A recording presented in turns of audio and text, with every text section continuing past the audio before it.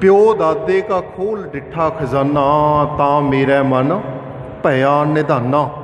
रतन लाल जाका कछू ना मोल, भरे भंडार अखूट अतोल। आखिरी तुकां च गुरदेव जी कहते खावो खर्चो रल मिल भाई, तोट ना आवे वध दो जाई। इदां ही लिखिया ना।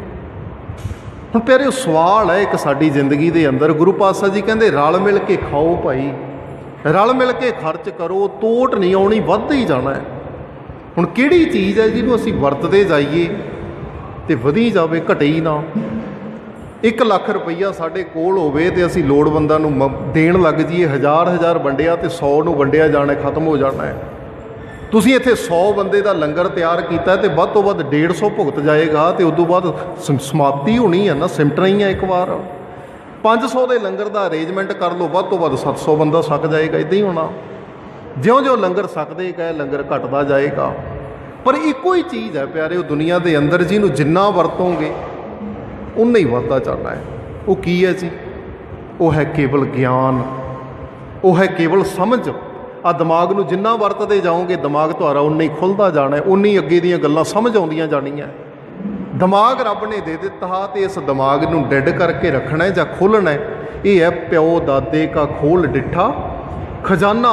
आ गुरु ग्रंथ साहब की बाणी नूं इस खजाने दे विचों देखण दा यतन कर। अपने दिमाग के जरिए गुरु ग्रंथ साहब की पावन बाणी नूं समझण दा तहैया कर। तो हुण जे ज्ञान दिमाग दे विच ना आया, ज्ञान जीवन दे विच ना आया, फिर जिंदगी तो ज्ञान तो वांझी रह गई, फिर ज्ञान थोड़ी आउणा है। हुण असीं तुसीं जाओ इतिहासिक गुरुद्वारियां च शहीदी जोड़ मेलिਆਂ ते गुरपुरब मनाए जाते ने, तो लंगर दे विच रौनकां लगियां, तो लंगर दे विच ये तुकां तुहानूं आम लिखियां मिल जाणीआं। हो सकदा तुहाडे पिंड भी लिखियां होण। लिखिया हुंदा खावो खर्चो रल मिल भाई, तोट ना आवे। ये तुकां लंगरां च लिखियां क्यों? क्योंकि असीं सोचिया भी इन्हां दा संबंध लंगर दे नाल है। इत्थे असीं जदों कई बार रमाला भेंट करदे आ ना गुरु ग्रंथ साहब नूं, प्यारिओ समझिओ, गुरु ग्रंथ साहब नूं रमाला भेंट कीता प्रेम दे विच, ते ग्रंथी सिंह अरदास करन लगे ना, उदों एक तुक पढ़दा है बाणी दे विचों, कहंदे प्रेम पटोला तै सौ दिता, ढक्कण कूपत मेरी दाना बीना, साईं वैंडा नानक सार ना जाना तेरी।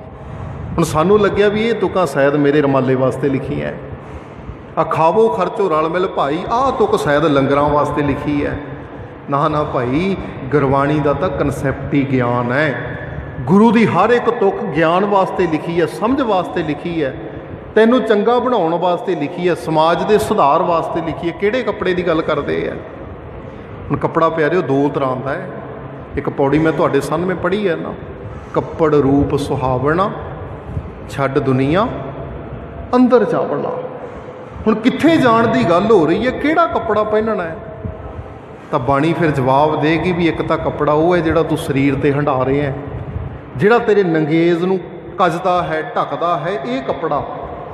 ते एक कपड़ा वो है जिहड़ा तेरी जमीर नूं ढकदा है, तेरे अंदर नूं ढकदा है, ते वो अपने विचारां दे उपर पाउण दा यतन करी। वो कपड़ा किहड़ा है? अमृत वेला। पढ़दे हो जी सारे जपजी साहब? जपजी साहब की दूजी पौड़ी नूं पढ़ो, जिन्हां दे याद है पढ़न दा यतन करियो। अमृत वेला सच नाओ वडियाई विचार करमी आवे कपड़ा। किहड़ा कपड़ा? सोचना तो पेगा भी अमृत वेले दे विचों गुरु साहब जी कहते कपड़ा हासिल हो जाता है। अमृत वेले की संभाल हर एको समा अमृत वेला है जदों मैं गुरु दे लड़ लग गया। ये विच कोई अतकथनी नहीं भी सवेरे उठना चाहिए है, संभाल करनी चाहिए है समय की। जरूरी है भी फ्रैश होए वे आ, सानू जिहड़ी नींद है पूरी हो चुकी है, तो नहाउण दे नाल आलस दूर हो गई, डिस्टरबेंस बहुती नहीं, प्रदूषण है नहीं गा सवेर के समय, तो ध्यान लगता है, वक्ती गल है। पर हर एक वो समा भी अमृत वेला है जदों मैं गुरु दे नाल जुड़ गया, जदों मैं चंगा सिख रहा ना, जदों मैं ज्ञान वाले पासे चल रहा, बस वो हर समय ही अमृत वेला है। मैं सिर्फ 2.5 घंटिਆਂ ਨੂੰ अमृत वेला नहीं बनाना, मेरी तो सारी जिंदगी अमृत वेला होनी चाहिए है। बोलो सतनाम। सारी जिंदगी गुरसिख का दुपहरा भी अमृत वेला, गुरसिख का शाम का समा भी अमृत वेला। कई बार तो इदां ही देखते हैं भी सवेरे उठ के घंटा पाठ किया, दोपहर का समा होया तो साथ सत्थ दे विच जाके तांस दीयां सीपां लग गईयां, ਸ਼ਾਮ ਦਾ ਸਮਾਂ ਹੋਇਆ, ਫਿਰ ਠੇਕੇ 'ਤੇ ਜਾ ਕੇ ਪੈਗ ਵੀ ਲਾ ਲਿਆ। ਇੱਦਾਂ ਹੀ ਹੁੰਦਾ। ਕਿਉਂ? ਕਿਉਂਕਿ ਉਹ ਸਮਝ ਲਿਆ ਵੀ ਸਵੇਰ ਦਾ ਸਮਾਂ ਹੀ ਅੰਮ੍ਰਿਤ ਵੇਲਾ। ਨਾ ਭਾਈ, ਜਦੋਂ ਤਾਸ਼ ਖੇਡਦੇ ਆ ਨਾ, ਜੇ ਉਦੋਂ ਵੀ ਬਾਣੀ ਪੜ੍ਹਨ ਦੀ, ਉਹ ਵੀ ਅੰਮ੍ਰਿਤ ਵੇਲਾ ਬਣ ਗਿਆ। ਜਦੋਂ ਠੇਕੇ 'ਤੇ ਜਾ ਕੇ ਸ਼ਰਾਬ ਪੀ ਰਹੇ ਆ, ਉਸ ਵੇਲੇ ਨੂੰ ਵੀ ਸੰਭਾਲ ਕੇ ਗੁਰੂ ਵਾਲੇ ਪਾਸੇ ਲਾ ਲਏ, ਉਹ ਵੀ ਅੰਮ੍ਰਿਤ ਵੇਲਾ ਬਣ ਗਿਆ।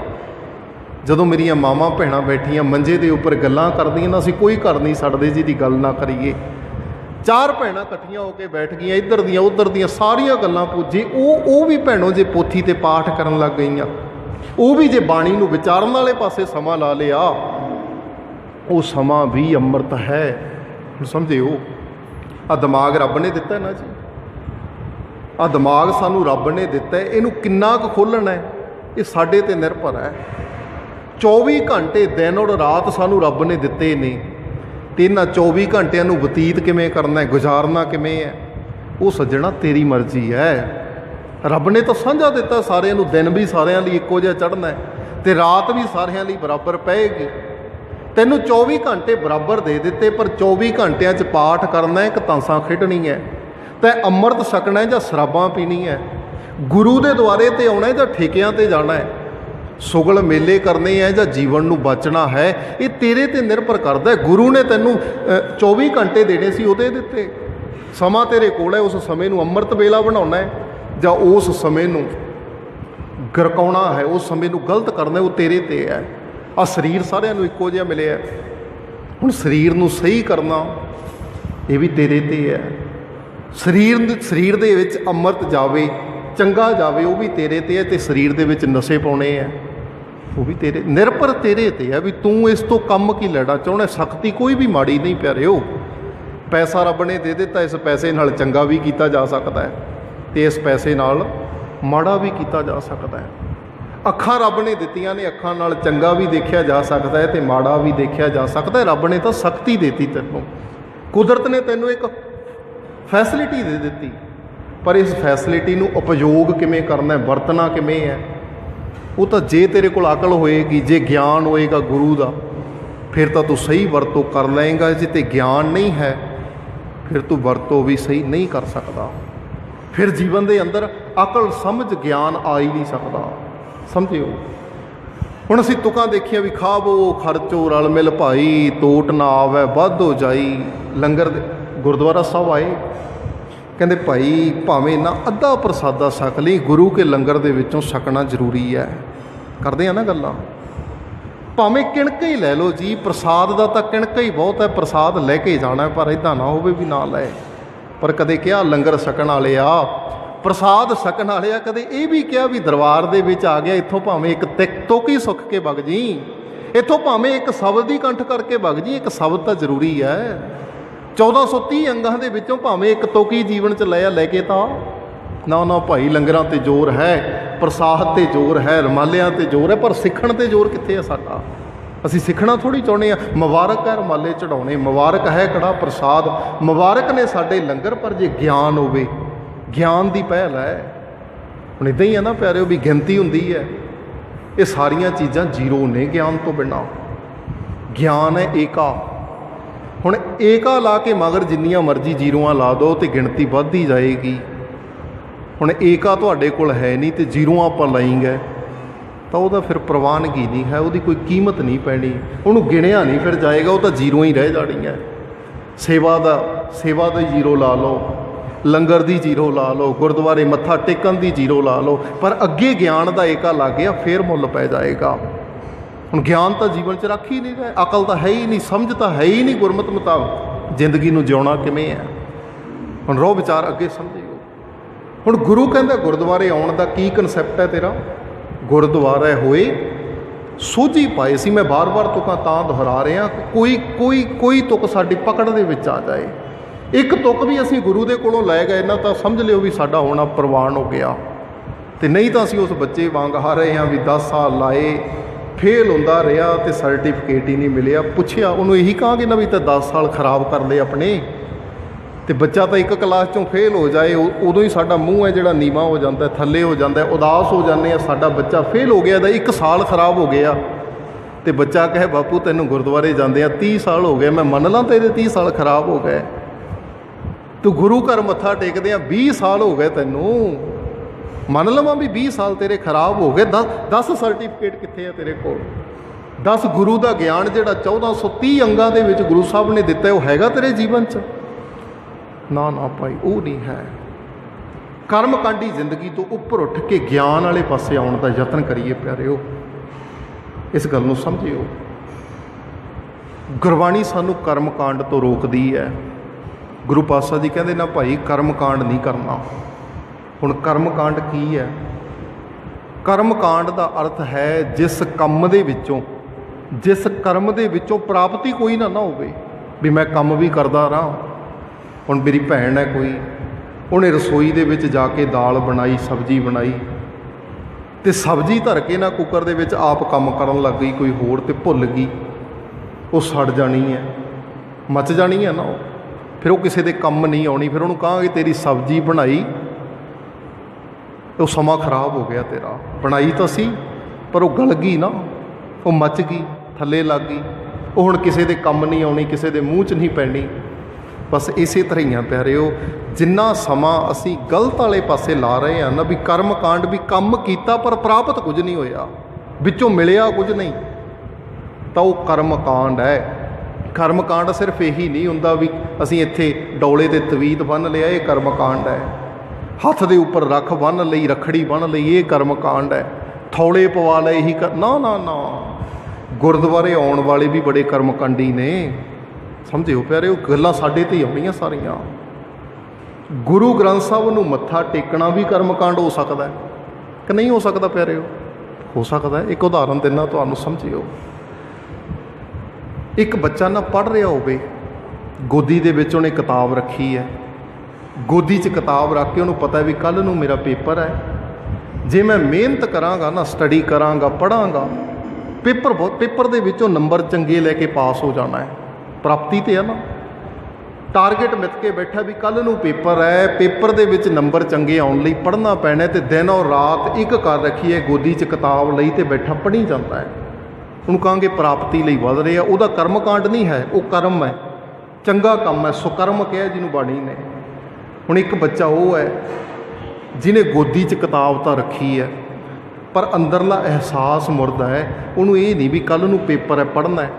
ਨਾ ਨਾ ਨਾ, ਉਹਨੇ ਦੇਖੇ ਵੀ ਸ਼ਾਮ ਦੇ 5 ਵੱਜ ਗਏ, ਜੇ ਮੈਂ ਕਿਤਾਬ ਛੱਡ ਦਿੱਤੀ ਤਾਂ ਮਾਂ ਨੇ ਆਵਾਜ਼ ਮਾਰਨੀ ਆ ਵੀ ਪੁੱਤ ਆਹ ਕੰਮ ਕਰਾ। ਕਈ ਭੈਣਾਂ ਵੀ ਇੱਦਾਂ ਹੀ ਹੁੰਦੀਆਂ। ਜੇ ਮੈਂ ਕਿਤਾਬ ਛੱਡ ਦਿੱਤੀ, ਬਾਪੂ ਨੇ ਆਵਾਜ਼ ਮਾਰਨੀ ਆ ਵੀ ਆਹ ਕੰਮ ਕਰਾ ਮੇਰੇ ਨਾਲ। ਹੁਣ ਕਿਤਾਬ ਦੇ ਬਹਾਨੇ ਕੰਮ ਤੋਂ ਟਲਦਾ ਬੈਠਾ ਹੈ, ਹੁੰਦਾ ਨਾ ਪਿਆਰਿਓ, ਇਹ ਪਖੰਡ ਹੈ। ਹੁਣ ਜਿਹੜਾ ਤਾਂ ਪੇਪਰ ਨੂੰ ਧਿਆਨ 'ਚ ਰੱਖ ਕੇ ਪੜ੍ਹ ਰਿਹਾ, ਉਹ ਤਾਂ ਸੁਕਰਮ ਹੈ, ਚੰਗਾ ਕੰਮ ਹੈ। ਹੁਣ ਜਿਹਨੇ ਕਿਤਾਬ ਗੋਦੀ 'ਚ ਰੱਖੀ ਹੈ, ਪੜ੍ਹਨ ਕਰਕੇ ਨਹੀਂ ਰੱਖੀ, ਕੰਮ ਤੋਂ ਟਲਦੇ ਨੇ ਰੱਖੀ ਹੈ ਵੀ ਕੰਮ ਨਾ ਕਰਨਾ ਪੈ ਜਾਏ, ਪੜ੍ਹਨ ਦਾ ਐਕਟਿੰਗ ਕਰ। ਜਿਹੜਾ ਪੇਪਰ ਨੂੰ ਧਿਆਨ 'ਚ ਲੈ ਕੇ ਪੜ੍ਹਦਾ, ਉਹ ਪੜ੍ਹ ਰਿਹਾ ਹੈ, ਅਤੇ ਜਿਹੜਾ ਗੋਦੀ ਦੇ ਵਿੱਚ ਕਿਤਾਬ ਲੈ ਕੇ ਕੰਮ ਤੋਂ ਟਲਦਾ ਹੀ ਬੈਠਾ ਹੈ, ਉਹਨੂੰ ਕਹਾਂਗੇ ਪੜ੍ਹ ਨਹੀਂ ਰਿਹਾ, ਇਹ ਪੜ੍ਹਨ ਦਾ, ਬੋਲੋ ਸੰਗਤ ਜੀ, ਪੜ੍ਹਨ ਦਾ ਪਖੰਡ ਕਰ ਰਹੇ ਹੈ। ਇਹੀ ਲਫ਼ਜ਼ ਵਰਤਾਂਗੇ ਨਾ ਵੀ ਪੜ੍ਹਦਾ ਨਹੀਂ, ਇਹ ਪੜ੍ਹਨ ਦਾ ਪਖੰਡ ਕਰ ਰਹੇ ਹੈ। ਕਿਸੇ ਬੰਦੇ ਨੂੰ ਨੀਂਦ ਆਉਂਦੀ ਹੋਵੇ, 6-7 ਘੰਟੇ ਸੌਣਾ ਚੰਗੀ ਗੱਲ ਹੈ, ਜ਼ਰੂਰਤ ਹੈ ਸਰੀਰ ਦੀ, ਸੌਣਾ ਵੀ ਹੈ। ਹੁਣ ਉਹ ਲੇਟ ਗਿਆ ਅਤੇ ਆਪਣੀ ਅਸਲੀ ਨੀਂਦ ਲੈ ਰਹੇ ਆ, ਕੋਈ ਪਖੰਡ ਥੋੜ੍ਹੀ ਕਰ ਰਿਹਾ, ਉਹਨੂੰ ਨੀਂਦ ਆ ਰਹੀ ਹੈ ਅਤੇ ਲੈ ਰਿਹਾ। ਹੁਣ ਮੇਰੇ ਵਰਗਾ ਕੋਈ ਆਰਾਮ ਪ੍ਰਸਤ ਹੋ ਜਾਏ, ਵਿਹਲੜ ਹੋ ਜਾਏ, ਕੰਮ ਤੋਂ ਟਲਦਾ ਵੀ ਬਸ ਪੈ ਗਿਆ ਲੰਮਾ, ਅਤੇ ਦੋਨਾਂ ਨੂੰ ਜਦੋਂ ਪਿਆਰਿਓ ਦੇਖੋਗੇ, ਦੇਖਣ ਨੂੰ ਤਾਂ ਇੱਕੋ ਜਿਹੀ ਲੱਗਣੇ ਆ ਬਾਹਰੋਂ, ਵੀ ਉਹ ਵੀ ਸੁੱਤਾ ਪਿਆ ਅਤੇ ਉਹ ਵੀ ਪਿਆ। ਨਾ ਨਾ ਨਾ, ਇੱਕ ਸੌਂ ਰਿਹਾ ਅਤੇ ਇੱਕ ਸੌਣ ਦੀ ਐਕਟਿੰਗ ਕਰ ਰਹੇ ਹੈ, ਇੱਕ ਅਸਲ 'ਚ ਨੀਂਦ ਲੈ ਰਹੇ ਹੈ। ਉਹਦਾ ਸੌਣਾ ਤਾਂ ਅਸਲੀ ਕੰਮ ਹੈ, ਦੂਜਾ ਜਿਹੜਾ ਘੇਸਲ ਵੱਟ ਕੇ ਪਿਆ, ਉਹਦਾ ਸੌਣਾ ਡੁਪਲੀਕੇਟ ਹੈ। ਹੁਣ ਜਿਹਦੇ ਪੇਪਰ ਧਿਆਨ 'ਚ ਪੇਪਰ ਹੈ ਅਤੇ ਪੜ੍ਹ ਰਹੇ ਹੈ, ਉਹਦਾ ਸੌਣਾ ਚੰਗਾ ਕੰਮ ਹੈ, ਉਹਦਾ ਮਾਫ਼ ਕਰਨਾ, ਉਹਦਾ ਪੜ੍ਹਨਾ ਚੰਗਾ ਹੈ। ਪਰ ਜਿਹੜਾ ਪੇਪਰ ਨੂੰ ਧਿਆਨ 'ਚ ਨਹੀਂ ਰੱਖਦਾ, ਕੰਮ ਤੋਂ ਟਲਦਾ ਪੜ੍ਹੀ ਜਾਂਦਾ ਹੈ, ਉਹਨੂੰ ਕਹਾਂਗੇ ਪੜ੍ਹਨ ਦਾ ਪਖੰਡ ਕਰ ਰਹੇ ਹੈ। ਜਿਹੜਾ ਅਸਲੀ ਨੀਂਦ ਲੈ ਰਿਹਾ, ਉਹਨੂੰ ਕਹਾਂਗੇ ਸੁੱਤਾ ਹੋਇਆ ਹੈ, ਅਤੇ ਜਿਹੜਾ ਘੇਸਲ ਵੱਟ ਕੇ ਪਿਆ, ਕੰਮ ਤੋਂ ਟਲਦਾ, ਉਹਨੂੰ ਕਹਾਂਗੇ ਸੌਂ ਨਹੀਂ ਰਿਹਾ, ਇਹ ਸੌਣ ਦਾ ਪਖੰਡ ਕਰ ਰਹੇ ਹੈ। ਹੁਣ ਸਮਝਿਓ ਪਿਆਰਿਓ, ਅਗਲੀ ਗੱਲ ਜਿਹੜੀ ਮੈਂ ਕਰਨਾ ਚਾਹੁੰਦਾ ਨਾ, ਕਿਉਂਕਿ ਇੱਦਾਂ ਦੀਆਂ ਗੱਲਾਂ ਸਾਡੇ ਗੁਰਦੁਆਰਿਆਂ ਦੇ ਵਿੱਚ ਅਕਸਰ ਹੁੰਦੀਆਂ ਨਹੀਂ। ਤੁਹਾਡੇ ਤੋਂ ਸਤਿਕਾਰਯੋਗ ਹੈ ਕਮੇਟੀ, ਜਿਹੜੀਆਂ ਕਮੇਟੀਆਂ ਗੁਰੂ ਗ੍ਰੰਥ ਸਾਹਿਬ ਦੀ ਗੱਲ ਕਰਨ ਦੇ ਲਈ ਆਖਦੀਆਂ ਵੀ ਪ੍ਰਚਾਰਕ ਇੱਥੇ ਆਏ ਹੋ ਤਾਂ ਗੁਰੂ ਦੀ ਗੱਲ ਸੁਣਾਓ ਸਾਨੂੰ, ਇੱਥੇ ਆਏ ਹੋ ਜੋ ਗੁਰਬਾਣੀ 'ਚ ਲਿਖਿਆ ਉਹਦੇ ਮੁਤਾਬਕ ਸੁਣਾਓ, ਬਾਣੀ ਤੋਂ ਬਾਹਰ ਜਾ ਕੇ ਨਹੀਂ ਗੱਲ ਕਰਨੀ। ਮੁਬਾਰਕ ਹੈ। ਹੁਣ ਸਮਝਿਓ, ਜੇ ਪੜ੍ਹਨ ਦਾ ਪਖੰਡ ਹੋ ਸਕਦਾ ਹੈ, ਜੇ ਸੌਣ ਦਾ ਪਖੰਡ ਹੋ ਸਕਦਾ ਹੈ, ਫਿਰ ਪਾਠ ਕਰਨ ਦਾ, ਬੋਲੋ ਪਿਆਰਿਓ, ਪਾਠ ਕਰਨ ਦਾ ਹੋ ਸਕਦਾ ਜੀ? ਅੰਮ੍ਰਿਤ ਛਕਣ ਦਾ ਹੋ ਸਕਦਾ ਜੀ? ਕਦੋਂ ਹੋ ਸਕਦਾ? ਜਦੋਂ ਅੰਦਰੋਂ ਅਹਿਸਾਸ ਮੁਰਦਾ ਹੋ ਗਿਆ। ਮੈਂ ਪਾਠ ਕਰ ਰਿਹਾ ਪਰ ਅੰਦਰ ਇਹ ਨਹੀਂ ਹੈ ਵੀ ਆਹ ਜਿਹੜੀ ਵਿਚਾਰਧਾਰਾ ਮੈਨੂੰ ਮਿਲੀ ਹੈ ਨਾ, ਇਹਦੇ ਪਿੱਛੇ 4 ਸਾਹਿਬਜ਼ਾਦਿਆਂ ਦਾ ਖੂਨ ਡੁੱਲਿਆ ਹੈ, ਇਹਦੇ ਪਿੱਛੇ 9ਵੇਂ ਪਾਤਸ਼ਾਹ ਨੇ ਚਾਂਦਨੀ ਚੌਕ ਦੇ ਵਿੱਚ ਆਪਣਾ ਸੀਸ ਕਟਾਇਆ ਹੈ, ਇਹਦੇ ਬਦਲੇ 5ਵੇਂ ਪਾਤਸ਼ਾਹ ਤੱਤੀ ਤਵੀ ਦੇ ਉੱਪਰ ਬੈਠੇ ਨੇ। ਇਹ ਤਾਂ ਹੈ ਨਹੀਂ। ਪੋਥੀ ਤੋਂ ਪਾਠ ਕਰ ਰਹੇ ਹਾਂ ਅਤੇ ਅੰਦਰ ਕੀ ਚੱਲ ਰਿਹਾ? ਪੁੱਤ ਦਾ ਰਿਸ਼ਤਾ ਹੋ ਜਾਏ, ਵੀਜ਼ਾ ਮਿਲ ਜਾਏ, ਔਲਾਦ ਹੋ ਜਾਏ, ਘਰ 'ਚ ਪੈਸਾ ਆ ਜਾਏ ਵਧੀਆ। ਅਤੇ ਜਿਹੜਾ ਪਾਠ ਖੜ੍ਹਾ ਹੀ ਲਾਲਚ ਦੇ ਪਿਆਰਿਓ, ਉਹ ਸਕੂਨ ਦੇ ਸਕਦਾ ਜ਼ਿੰਦਗੀ ਨੂੰ? ਕਰ ਪਾਠ ਰਹੇ ਹਾਂ ਅਤੇ ਅੰਦਰ ਲਾਲਚ ਵਸਿਆ ਹੋਇਆ ਹੈ। ਲਾਲਚ ਲਈ ਕੀਤਾ ਹੋਇਆ ਪਾਠ ਜ਼ਿੰਦਗੀ ਨੂੰ ਸਕੂਨ ਨਹੀਂ ਦੇ ਸਕਦਾ, ਸੰਤੁਸ਼ਟ ਨਹੀਂ ਕਰ ਸਕਦਾ। ਅਤੇ ਅੱਜ ਤੱਕ ਜੋੜੇ ਹੀ ਸਾਨੂੰ ਇੱਥੇ ਕਿਹਾ ਪਿਆਰਿਓ, ਸਮਝਣ ਦੇ ਲਈ ਪਾਠ ਕਰਨ ਵਾਲਾ ਕੋਈ ਵਿਰਲਾ ਹੋਏਗਾ, ਕੋਈ ਟਾਵਾਂ ਹੋਏਗਾ ਜਿਹੜਾ ਕਿ ਬਾਣੀ ਨੂੰ ਸਮਝਣ ਦੇ ਲਈ ਵਿਚਾਰਨਾ ਹੈ, ਸਮਝਣ ਦੇ ਲਈ ਪੜ੍ਹਨਾ ਹੈ। ਗੁਰੂ ਸਾਹਿਬ ਜੀ ਕਹਿਣਾ ਕੀ ਚਾਹੁੰਦੇ ਆ, ਮੈਂ ਸਮਝਣਾ ਚਾਹੁੰਦਾ। ਨਹੀਂ ਤਾਂ ਬਹੁਤਾਂਤ ਕੀ ਹੋ ਰਿਹਾ? ਇਹ ਇੱਦਾਂ ਹੀ ਜੋੜਿਆ ਜਾ ਰਿਹਾ। ਡੇਰਿਆਂ ਵਾਲੇ ਬਾਬੇ ਇੱਦਾਂ ਜੋੜ ਰਹੇ ਆ ਸਾਨੂੰ ਬਹੁਤਾਂਤ, ਵੀ ਹਾਂ ਭਾਈ ਤੈਨੂੰ ਕੀ ਦੁੱਖ ਹੈ? ਉਹ ਕਹਿੰਦੇ ਮੇਰੇ ਘਰ ਦੇ ਵਿੱਚ ਬੱਚਾ ਨਹੀਂ ਹੈ, ਇੱਦਾਂ ਕਰ ਮਾਂ ਤੂੰ 50 ਪਾਠ ਸੁਖਮਨੀ ਸਾਹਿਬ ਦੇ ਕਰ, ਔਲਾਦ ਹੋ ਜਾਏਗੀ। ਤੈਨੂੰ ਤੰਦਰੁਸਤੀ ਨਹੀਂ ਹੁੰਦੀ ਤੇ ਰੋਗ ਹੈ ਕੋਈ, ਤੇਰਾ ਰੋਗ ਖਤਮ ਹੋ ਜਾਏਗਾ, ਤੂੰ 40 ਪਾਠ ਜਪਜੀ ਸਾਹਿਬ ਦੇ ਕਰ। ਹੁਣ ਜਦੋਂ ਬੰਦਾ ਕਰਦਾ 40 ਪਾਠ, ਕੀ ਸੋਚ ਕੇ ਕਰੂਗਾ ਜੀ? ਸਮਝਣ ਲਈ, ਵਿਚਾਰਨ ਲਈ, ਅਕਲ ਲੈਣ ਲਈ? ਨਾ ਨਾ ਨਾ, ਉਹਨੇ ਇਹੀ ਸੋਚਣਾ ਵੀ ਰੋਗ ਖਤਮ ਹੋ ਜਾਏ। ਲਾਲਚ ਦੇ ਉੱਪਰ ਸਾਡੀ ਅੱਖ ਟਿਕੀ ਹੋਈ ਹੈ ਅਤੇ ਪਾਠ ਕਰਕੇ ਸਕੂਨ ਲੱਭ ਰਹੇ ਹਾਂ। ਹੁਣ ਸਮਝਿਓ, ਜੇ ਪੜ੍ਹਨਾ ਪਖੰਡ ਹੋ ਸਕਦਾ, ਸੌਣਾ ਪਖੰਡ ਹੋ ਸਕਦਾ ਹੈ,